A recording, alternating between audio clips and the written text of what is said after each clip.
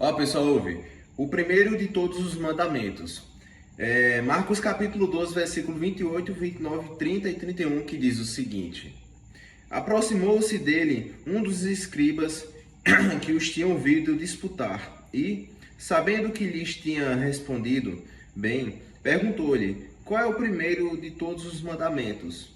E Jesus respondeu-lhe: O primeiro de todos os mandamentos é: Ouve, Israel, o Senhor nosso Deus é o único Senhor. Amarás, pois, ao Senhor teu Deus de todo o teu coração e de toda a tua alma e de todo o teu entendimento e de todas as tuas forças.